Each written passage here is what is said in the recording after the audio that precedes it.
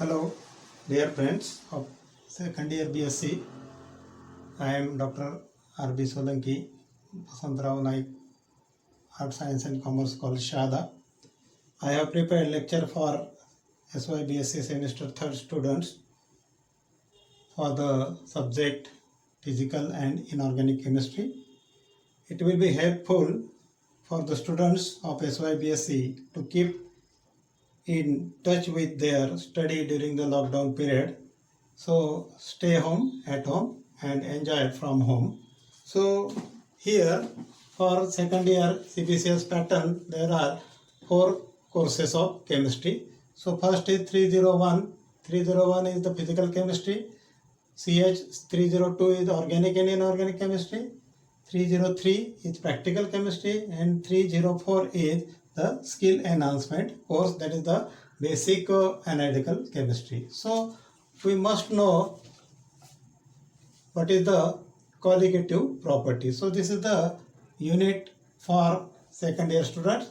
It is for 20 marks for the examination.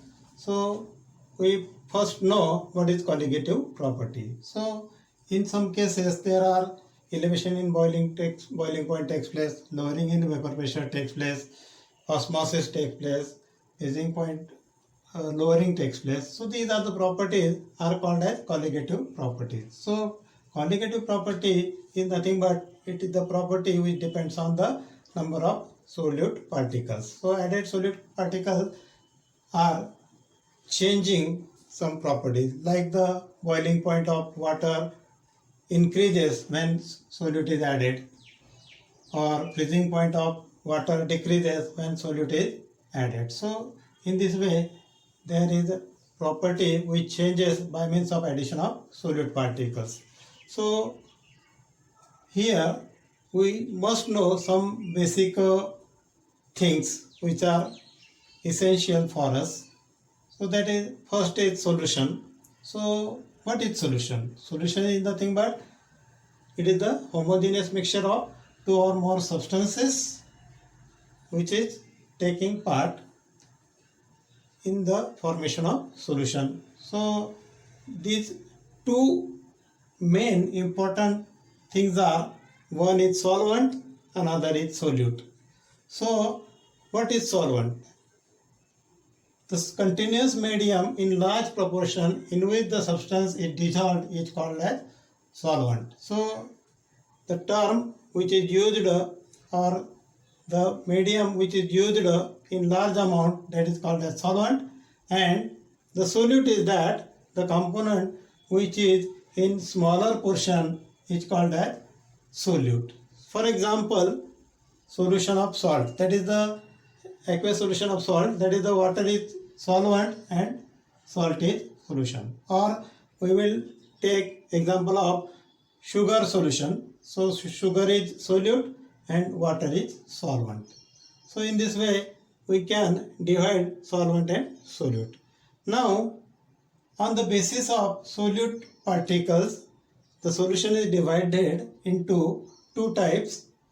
One is solution of non-electrolyte and second is solution of electrolyte. So first we have to study solution of non-electrolyte. So here the substance, that is solute, is dissolved in the solvent but remain in their normal original position or original molecular condition. It neither dissociate nor associate. They are bad conductor of electricity. That is, the electricity is not flowing through the solution because there is no formation of ions or no formation of association of ions. For example, glucose or urea in water. So these are the non-electrolyte solutions. Second is solution of electrolytes. So electrolytes are the substances which dissociate in water into ions. So here the ionization is the important factors. For the current flowing, ionization must require. For example, when copper sulfate or KCl or sodium phosphate are dissolved in water, they form ions. For example, copper sulfate when dissolved in water forms Cu++ and SO4- ions, or KCl dissolves in water, it forms K plus and Cl minus ions. So in this way, when there is ionization takes place, that is the dissociation of molecule takes place, there are molecules or number of particles are formed. When ionization takes place, the particle increases. While here also association takes place when dissolved molecules are combining to form double, triple molecules. These are called dimers, trimers or many polymers. For example, when benzoic acid is dissolved in benzene, it forms dimers. That is in association of particle. There is association of particle takes place. So the number of particles when there is association takes place decreases in the solution. So in this way the solutions of electrolytes are present. Hence we have already discussed about the introduction, solution and types of solutions. Now here we have to study different ways of expressing the solutions.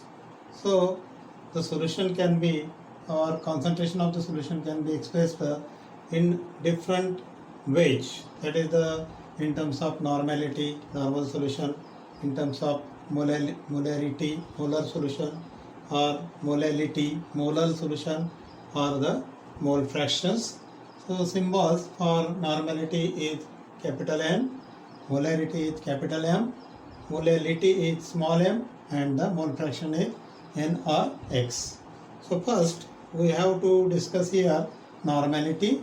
The symbol for normality is capital N. So number of grams of equivalents of solute dissolved in 1000 ml or 1 liter. So 1000 ml or 1 liter of solvent is called as normal solution. So for example, when 1 gram equivalent of solute dissolved in 1000 ml or 1 liter of solvent, it forms the one normal solution. So this is the normality of the solution or normal solution. So unit for the normal solution is gram equivalent per liter. Now molarity. Here molarity, number of gram moles or moles of solute dissolved in 1000 ml or 1 liter of solvent is called as the molar solution. So solution when 1 mole is dissolved in 1000 gram or 1000 ml or 1 liter is called as the molar solution. It is indicated by capital M.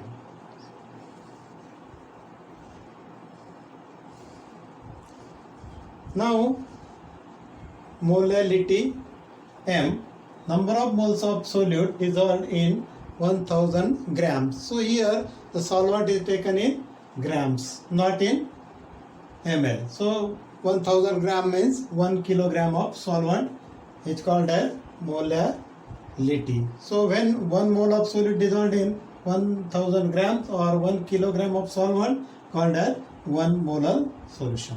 And the next term is mole fraction. So here the mole fraction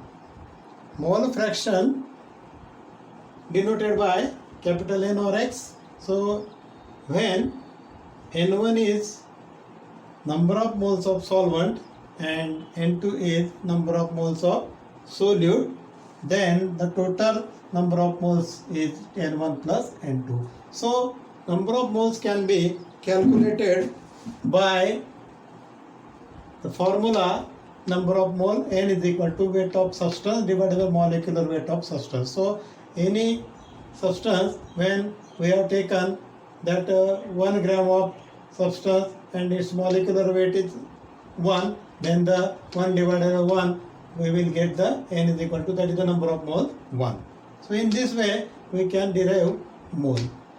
Now mole fraction of solvent N1, for capital N1 is for solvent and capital N2 is for solute. So mole fraction of solvent is equal to mole of solvent divided by total number of moles of solvent and solute together. So N1 divided by N1 plus N2, it gives the number of mole fractions of solvent. Similarly, mole fraction of solute N2 is equal to moles of solute divided by total number of moles. So N2 divided by here N2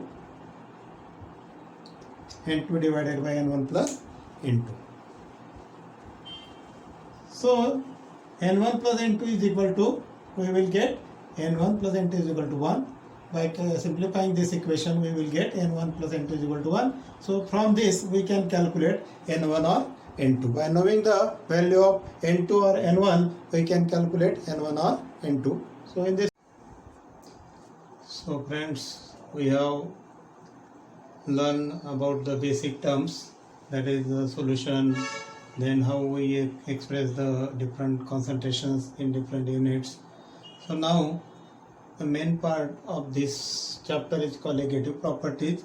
So the properties of solution, which mainly depends on number of solute particles, are called as colligative properties. So solute must be non-volatile. Solute must be non-volatile. Volatile solute is not required here.